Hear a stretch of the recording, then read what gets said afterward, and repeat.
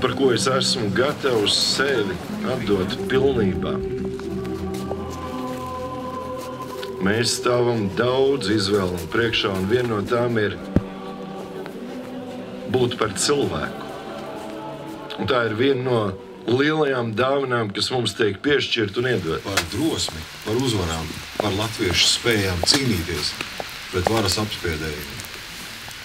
Evalda Pakuļa grupa, kas 45. gada decembrī pārdrošā uzbrukumā patrieca čekistus no Kabilas, atbrīvoja savu biedru un pacēla sarkano karogu, ir kā pliķis tai varai, kas postulē, ka viņi būs mūžīgi, tai ideoloģija, kas pateica, ka viņi būs mūžīgi. Man kā militāra personai nekad nebeidz fascinēt un pārsteigt šis gars, kas ir nacionālajos partizānos, nacionālajos karavīros, kas nāk no tautas. Bija apšaude no abām pusēm, un tikai tad, kad otrā stāvā tika nošauts čekistu ložmetējnieks, un tas ložmetējs nokrita pie Kabilas izpildu komitejas tagadējā veikala zemē, tad partizāni ieņēma Kabili. Un vēsturiski ne jau tā militārā ieņemšana bija tā svarīgākā.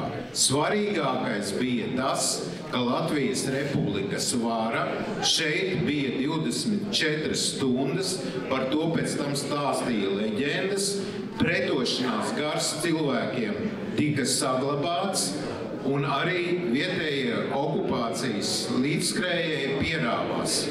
Ļoti grūti bija iznīcinātāja bataljona vietējā vada kaujiniekus šeit nokomplektēt, jo zināja, ka partizāni ir tepat tūmā. Un tā tiešām arī bija, sekoja kauja 1946. gada sākumā un uzbrukums vēlēšanu iecirknim 1946. gadā.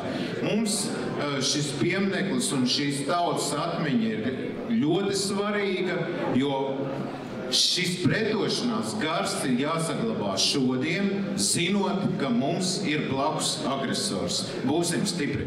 Es gribētu teikt paldies visiem, kas šo ideju piedzīvināja.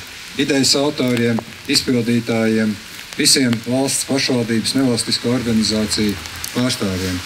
Paldies un lai mūžīgi piemiņa par viņiem!